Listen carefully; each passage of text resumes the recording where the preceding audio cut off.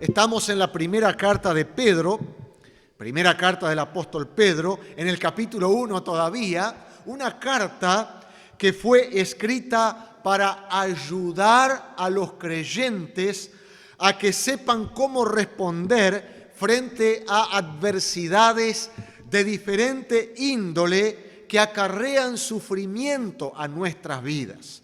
¿Cómo debe el creyente responder frente a las adversidades? Y hermanos, esta era una carta extremadamente apropiada para este grupo de personas, para sus destinatarios, porque estos creyentes, si ya no estaban experimentando una fuerte persecución que se había levantado por parte del Imperio Romano, y allí estaba en aquel tiempo un hombre muy cruel llamado Nerón, conocido por ser implacable en su persecución contra los cristianos. Si ya no estaban sufriendo, pronto serían alcanzados por esta persecución y los sufrimientos que seguirían. Y estos cristianos, debido a lo que estaban enfrentando o a lo que se iban a enfrentar, necesitaban aprender a cómo elevarse por encima de sus circunstancias a fin de continuar manifestando el fruto del Espíritu en todas las áreas de su vida. Pero hermanos, es lo que nosotros también necesitamos. Necesitamos aprender a elevarnos por encima de nuestras circunstancias actuales para seguir manifestando el fruto del Espíritu en toda nuestra vida, en todas las áreas de nuestra vida terrenal. Y queridos, una clave para esa victoria, para manifestar victoria en todas las áreas de nuestra vida cristiana, es la apreciación de nuestra salvación. Y ese es el énfasis claramente aquí en este primer capítulo. Primero vimos este énfasis en los versículos 3 al 5. Inmediatamente después del saludo, en el primer párrafo que sigue, recuerdan que dice: bendito el Dios y Padre de nuestro Señor Jesucristo, que según su grande misericordia nos hizo renacer para una esperanza viva por la resurrección de Jesucristo de los muertos, para una herencia incorruptible, incontaminada e inmarcesible, reservada en los cielos para vosotros, que sois guardados por el poder de Dios mediante la fe, para alcanzar la salvación que está preparada para ser manifestada en el tiempo postrero. Y seguidamente vimos ese mismo énfasis en el siguiente párrafo. Énfasis en la salvación en los versos 6 al 9, donde leemos: en lo cual vosotros os alegráis, aunque ahora, por un poco de tiempo, si es necesario, tengáis que ser afligidos en diversas pruebas, para que sometida a prueba vuestra fe, mucho más preciosa que el oro, el cual, aunque perecedero se prueba con fuego, sea hallada en alabanza, gloria y honra cuando sea manifestado Jesucristo, a quien amáis sin haberle visto, en quien creyendo, aunque ahora no le veáis, os alegráis con gozo inefable y glorioso, obteniendo el fin de vuestra fe, que es la salvación de vuestras almas. Y queridos, en los versos que nos ocuparán hoy, volveremos a encontrar este mismo énfasis en nuestra salvación. Así que les invito a leer los versos que nos ocuparán hoy, 10, 11 y 12. Dicen así: los profetas que profetizaron de la gracia destinada a vosotros, inquirieron y diligentemente indagaron acerca de esta salvación, escudriñando qué persona y qué tiempo indicaba el Espíritu de Cristo que estaba en ellos, el cual anunciaba de antemano los sufrimientos de Cristo y las glorias que vendrían tras ellos.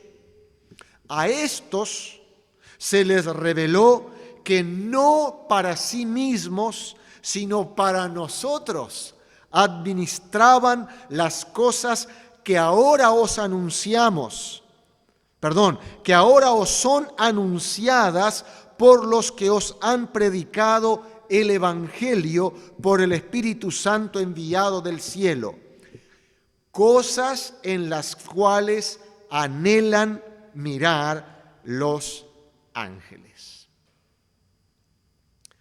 Una correcta apreciación de nuestra gran salvación está en el corazón de la capacidad para manejar con éxito nuestras adversidades.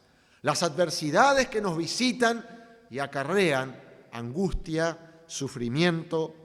Incluso, hermanos, si a veces esas adversidades parecen abrumadoras, de tal manera de querer anegarnos, siempre habrá suficiente gracia divina en nuestra vida como para celebrar nuestra gran salvación. Hemos cantado en esta noche este himno que se llama Estoy bien con mi Dios, alcancé salvación, todo está bien con mi alma. Dependiendo de la versión, ahora tenemos versiones de himnarios diferentes. Y a veces cambia la letra de un himnario a otro. Pero ¿saben? Este himno fue escrito por un hombre que conoció muy de cerca la aflicción. Una aflicción tal que trajo un dolor profundo a su alma, un sufrimiento real a su vida. Este hombre era padre de familia, vivía con su esposa y 5 hijos en América. Pero la calamidad empezó a visitar su familia y su vida. Primero perdió su único hijo varón, de 5, un solo varón. Este niño murió.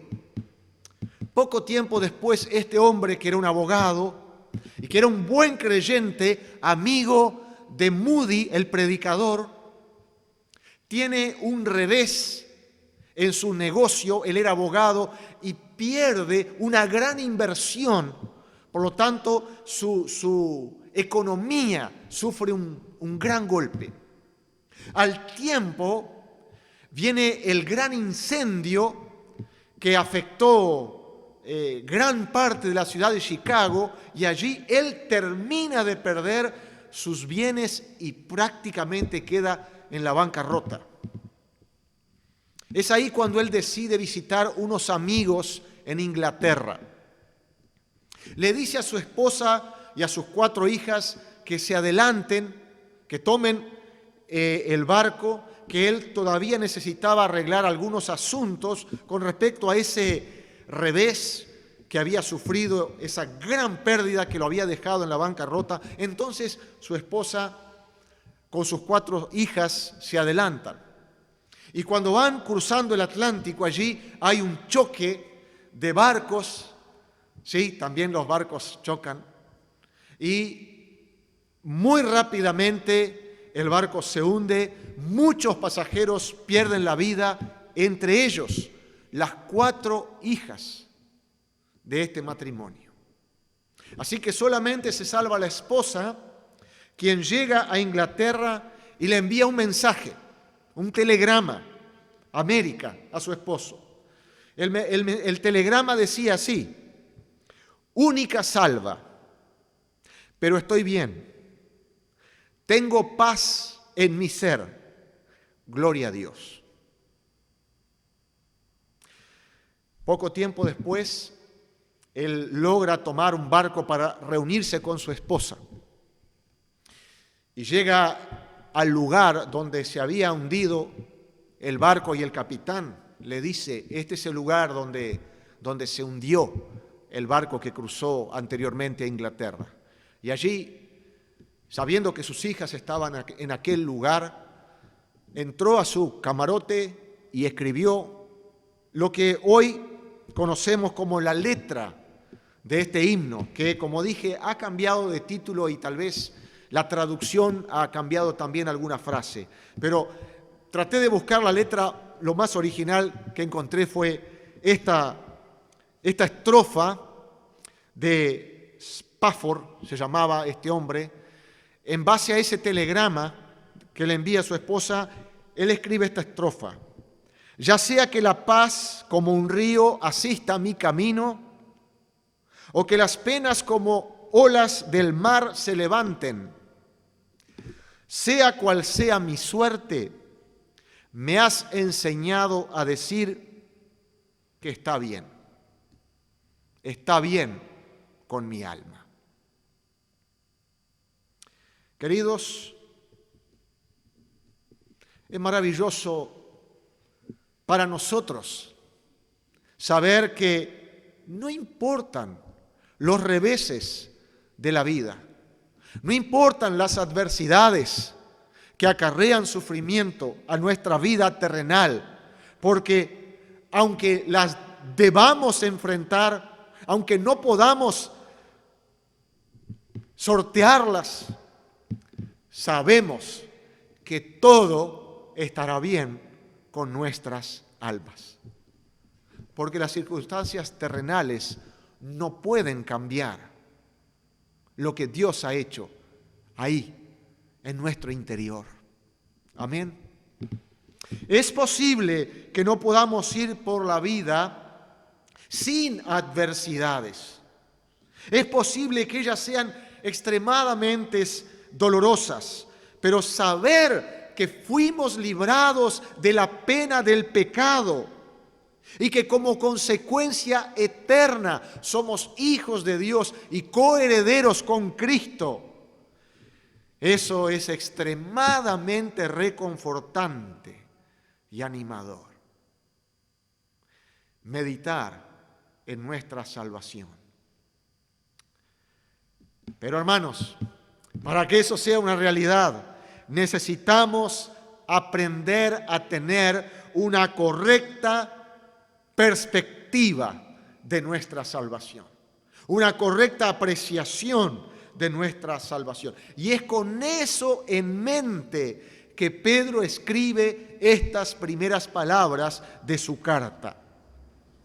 Ahora, cuando llegamos aquí a las palabras del versículo 10, 11 y 12, descubrimos que en lugar de enfatizar la grandeza de nuestra salvación desde el punto de vista de los receptores, lo que Pedro hace, lo que Pedro prefiere es enfatizar en la grandeza de nuestra salvación, pero a través de los ojos de alguien más. En este caso, a través de personas muy particulares, unos más especiales que otros. Es que, hermanos, mediten en esto. Muchas veces las cosas, cuando las vemos desde otra óptica, nos ayuda a comprender la preciosidad, el valor de algo que poseemos al ver cuán valorado es por los demás. Saben, a veces nosotros tenemos las cosas y esas cosas se vuelven tan comunes en nuestra vida que ya no le damos tanto valor. Por ejemplo, cuando yo no tenía un vehículo y tenía que esperar un ómnibus y hacía frío y a veces el ómnibus demoraba y yo pensaba, ¿cuándo será que podré tener un vehículo propio? Capaz que alguno de ustedes piensa esto todavía. Así que con mucho esfuerzo pudimos tener el primer vehículo birodado. Así que todavía había frío, pero ya no había esperas. Llegábamos con tiempo y ganábamos mucho tiempo llegando de un lugar a otro. Pero ahí vino otro deseo.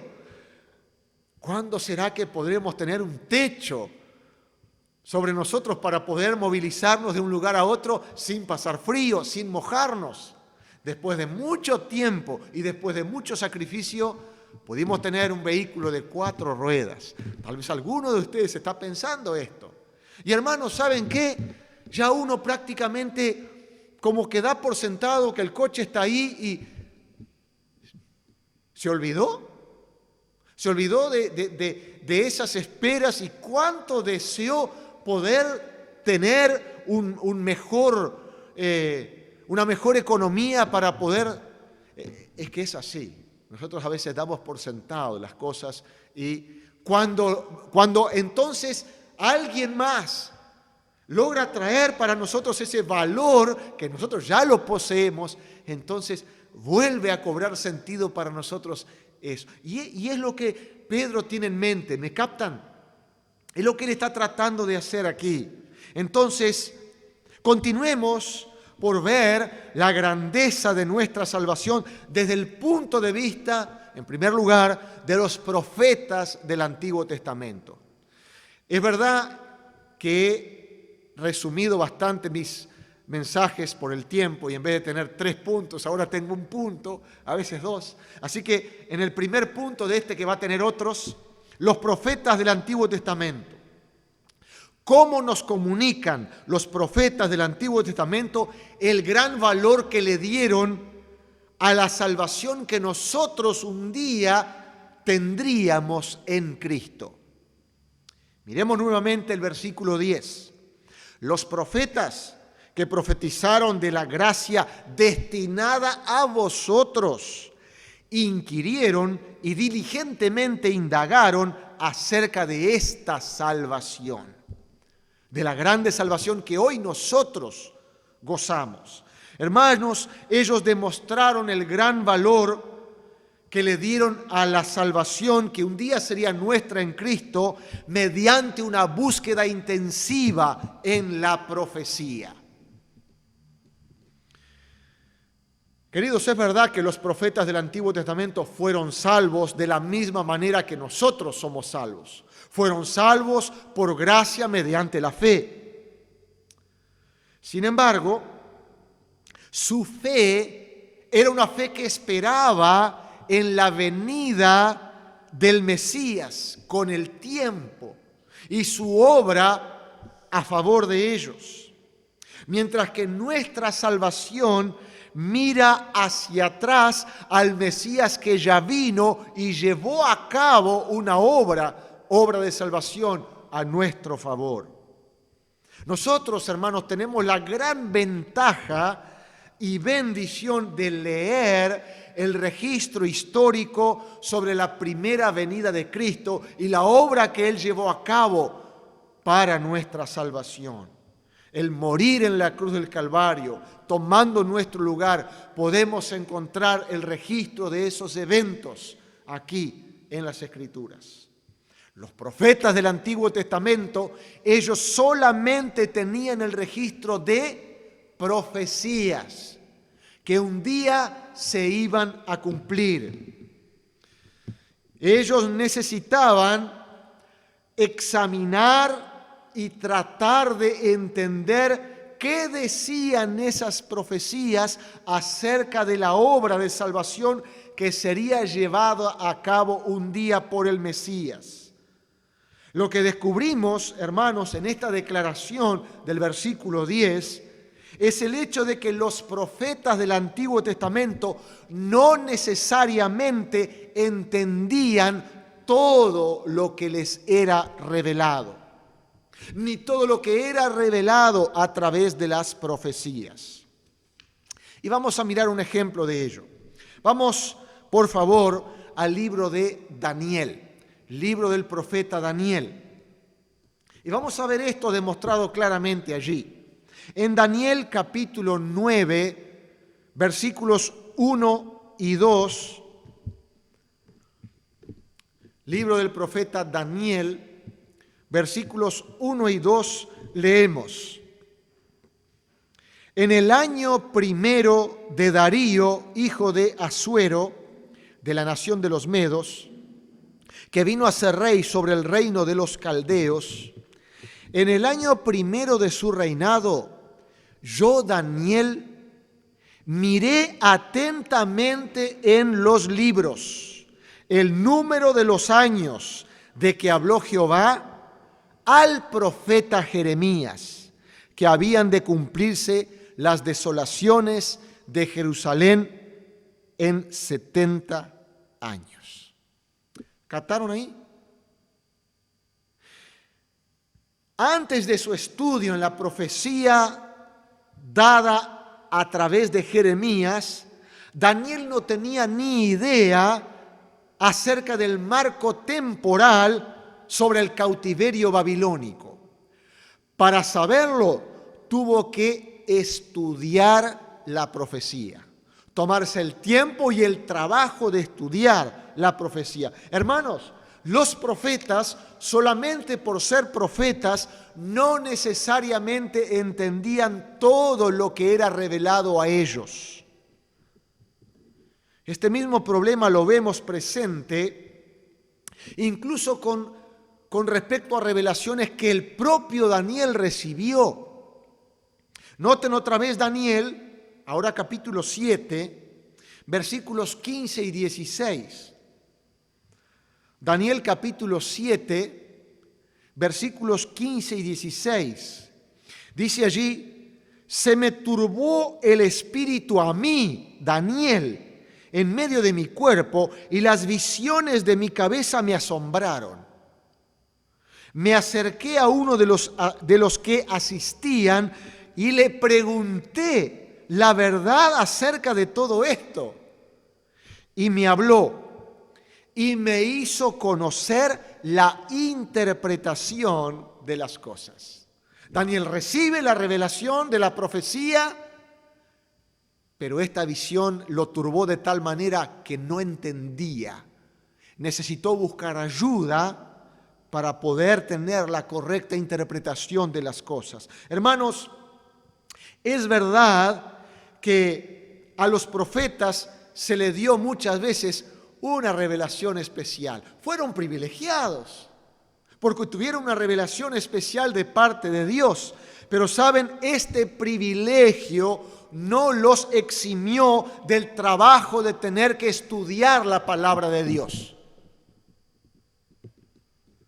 Y si esto fue así para estos privilegiados siervos de Dios, no será menos para nosotros. Hermanos, ¿no deberíamos nosotros dedicar tiempo y trabajo para estudiar la palabra?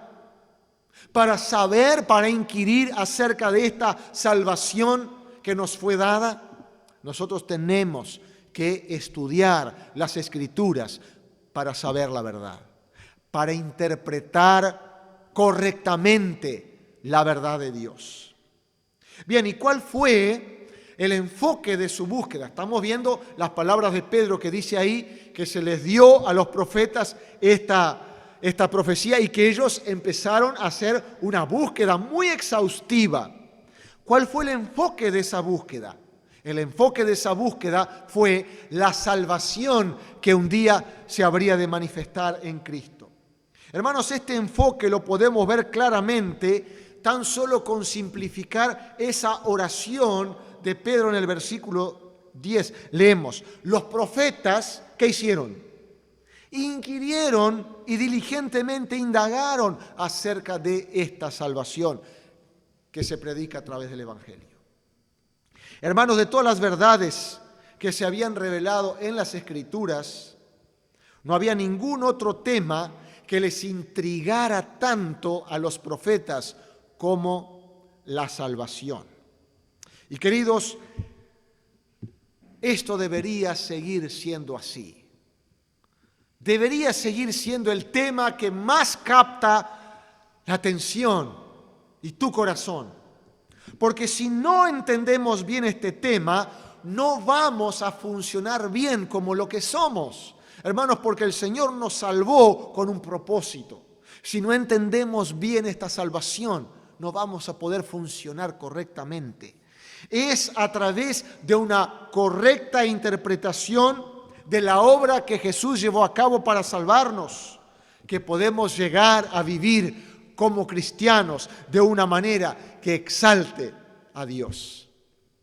Entonces, en gratitud, en reciprocidad a la obra que Él hizo para salvarnos, entendemos y vivimos de acuerdo a esa gran salvación que obtuvimos.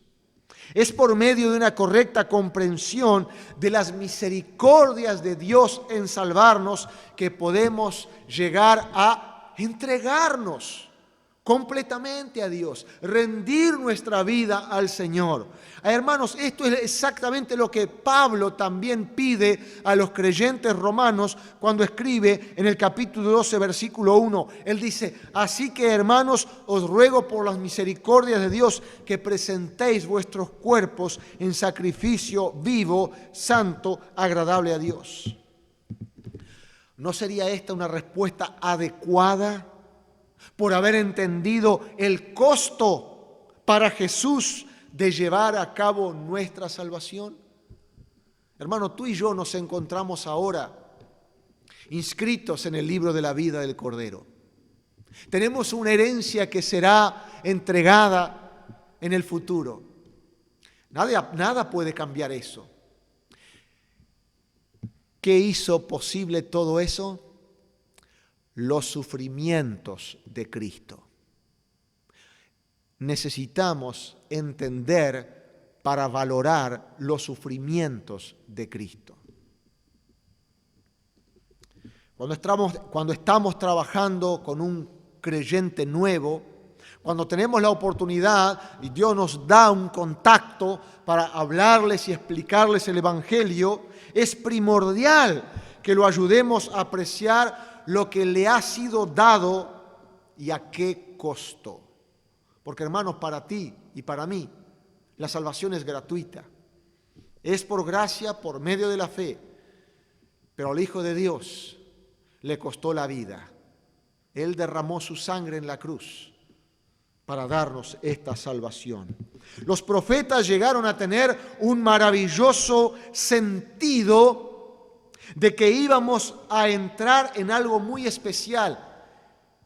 No sabían muy bien lo que era, pero habían tenido ese sentido de que nosotros, los que íbamos a ser parte de la iglesia, los que un día conformaríamos la iglesia, íbamos a entrar en algo muy especial una vez fuera nuestra la salvación.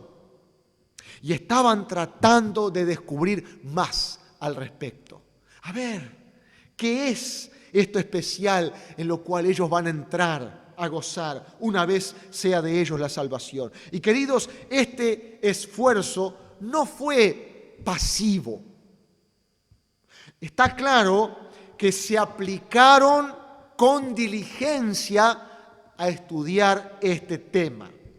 Pedro nos dice que inquirieron y diligentemente indagaron. Los dos términos aquí están juntos: inquirieron, diligentemente, indagaron, usados obviamente para dar fuerza al mensaje. Los profetas no fueron para nada pasivos.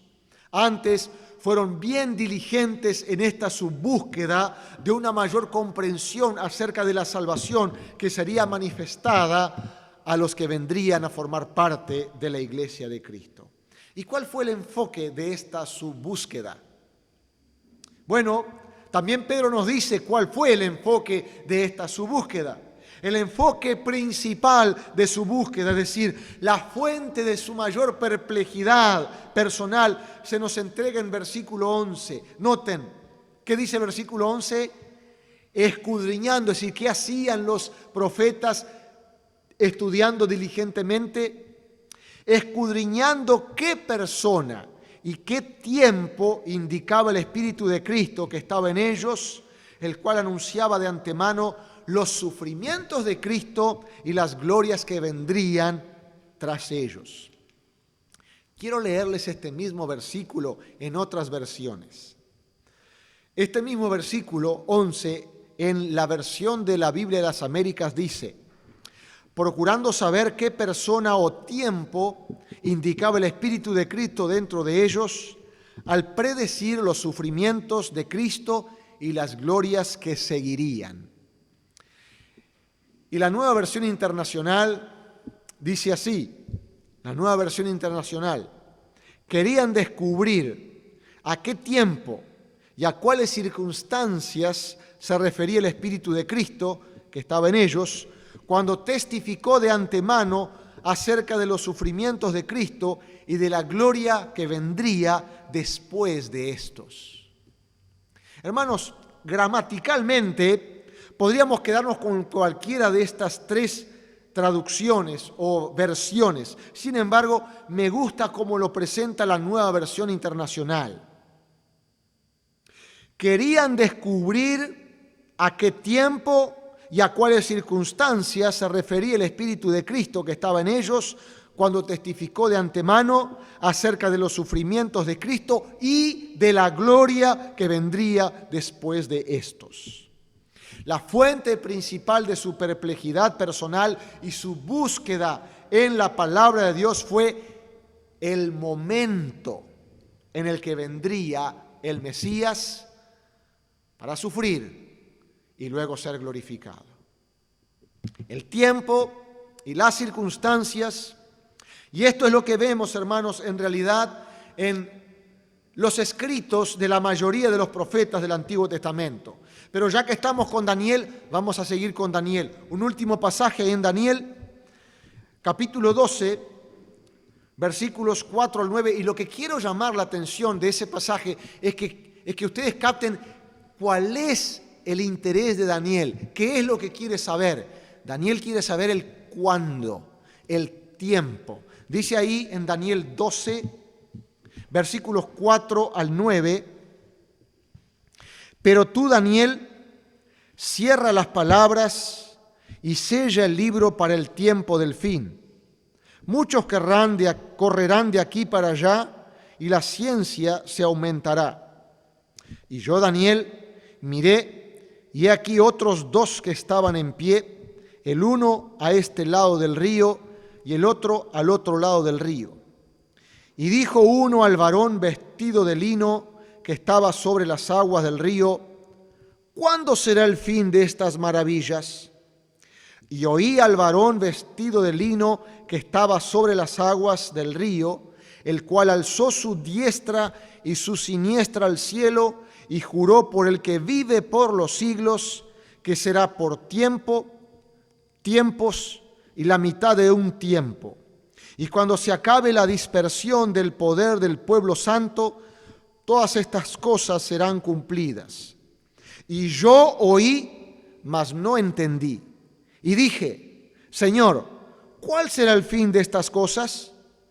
Él respondió: anda, Daniel, pues estas palabras están cerradas y selladas hasta el tiempo del fin. Lo que deja claro el profeta Daniel en este pasaje y en otros es que el cuándo en el cumplimiento de esta profecía es lo que él desconoce. Y es el cuándo lo que él está tratando de descubrir. El cuándo será llevado a cabo. Y hermanos, esta fue la misma lucha que tuvieron los discípulos de Jesucristo, los discípulos judíos de Jesús. Noten la pregunta que le hacen en Mateo capítulo 24, versículo 3. Mateo 24, 3. Ellos le dicen a Jesús: Señor, ¿cuándo serán estas cosas? ¿Y qué señal habrá de tu venida y del fin del siglo? Y en Hechos, capítulo 1, versículo 6, otra vez la pregunta al Señor: Señor, ¿restaurarás el reino a Israel en este tiempo? A medida que los profetas eran inspirados por el Espíritu Santo y movidos a escribir sobre los sufrimientos y las glorias que seguirían a tales sufrimientos, el mismo Espíritu Santo los provocó a querer saber cuándo sucederían estas cosas, en qué circunstancias sucederían todas estas cosas. Y pienso que ellos fueron llevados a realizar un estudio cuidadoso porque vieron este tiempo como el comienzo de un nuevo día. Sí, hermanos, un nuevo periodo de tiempo glorioso en la vida de los justos. Y ese periodo de tiempo para ellos fue muy valorado y atesorado. Los sufrimientos y las glorias de Cristo que los profetas predijeron podrían haber sido también un punto de confusión o inflexión. Esto no se nos dice directamente. Sin embargo, parecería ser una conclusión razonable teniendo en cuenta cuán confundidos estaban las personas en el momento de la llegada de Cristo. De tal manera que ellos no lo reconocieron profundamente, abiertamente. Los sufrimientos, en plural, los sufrimientos comprende todas las experiencias dolorosas que vendrían a la vida del Salvador durante su ministerio terrenal y que fueron predichas de antemano a través de los profetas. Y hermanos, tengo aquí anotado un montón de citas. Podríamos ahora citar cientos de textos en los Salmos, en el profeta Isaías, en el profeta Jeremías, en el profeta Miqueas, en el profeta Zacarías. Las glorias, en plural también. Las glorias corresponde a los sufrimientos en plural. Y este plural aquí, hermanos, aparentemente sugiere los diversos pasos en la glorificación del Mesías. Porque hay pasos en la glorificación del Mesías. Su resurrección, su ascensión, la reanudación de su lugar junto al Padre y las glorias que todavía vendrán. El problema de cualquiera debe haber enfrentado al estar considerando sufrimientos, las glorias, al estudiar estas cosas en las profecías, debe haber sido relacionar tanto los sufrimientos como las glorias, estos ambos aspectos, en una sola persona. Debe haber sido difícil para ellos. ¿Y cómo les fue en esa búsqueda con respecto a descubrir en qué momento preciso del tiempo esas cosas sucederían? Ellos inquirieron diligentemente. ¿Cómo les fue en su estudio? ¿Tuvieron éxito en saber cuáles fueron las circunstancias correctas de estas cosas? Obviamente no muy bien. Hermanos, el ministerio de los profetas del Antiguo Testamento claramente fue un ministerio restringido.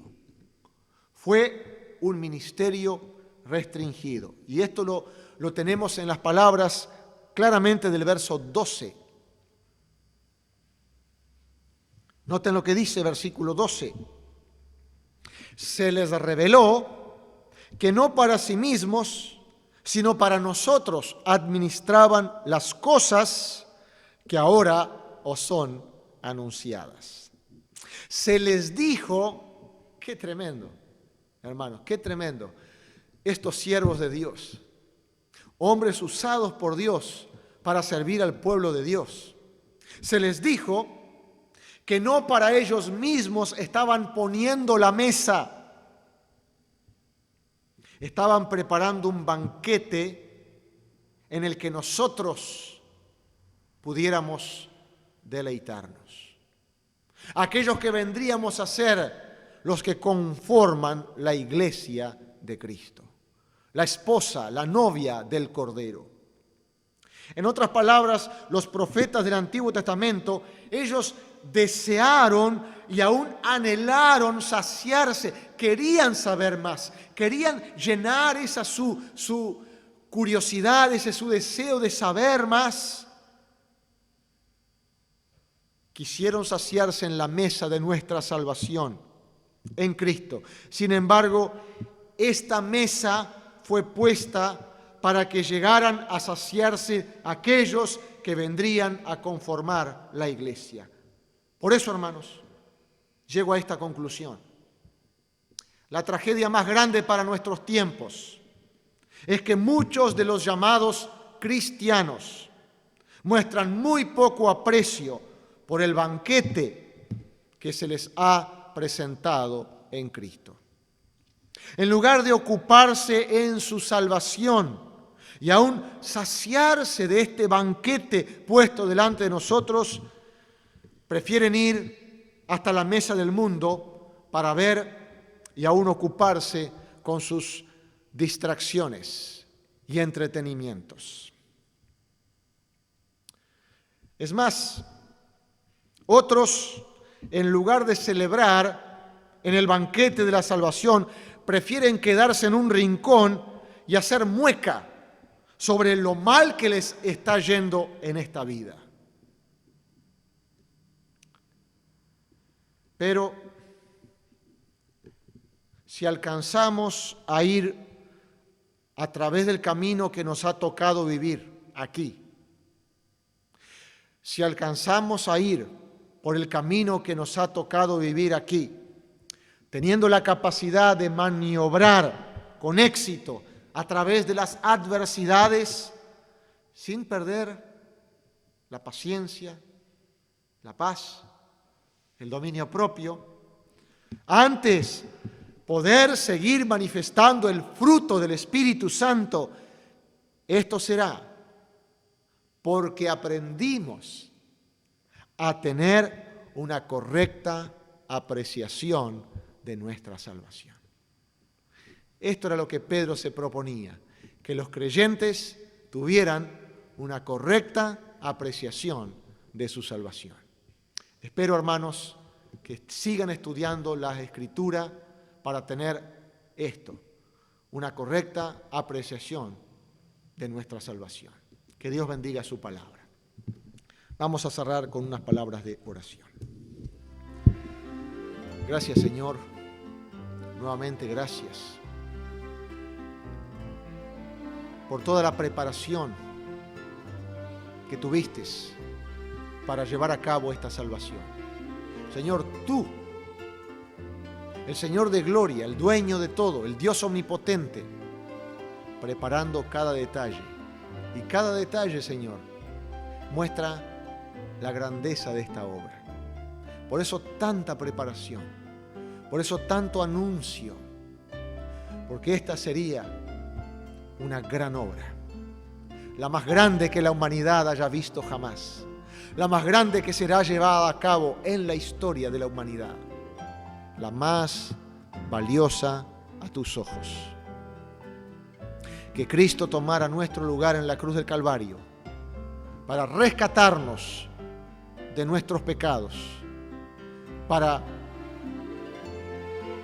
librarnos de la condenación eterna, adoptándonos por medio de Jesucristo, para que seamos ahora participantes de su gloria. Señor, ayúdanos a ser como los profetas, inquirir diligentemente acerca de esta grande salvación. Padre, que mis hermanos, cada día que se acercan a las Escrituras, puedan hacerlo con este propósito. No voy a leer simplemente porque tengo que cumplir con mi lectura bíblica, sino voy a buscar, inquirir diligentemente para saber más acerca de esta salvación, porque Dios quiere que sepa, para que viva en consecuencia. Señor, que esto sea una realidad en la vida de mis hermanos, en el nombre de Cristo. Amén. Que el Señor les bendiga, que tengan una buena semana.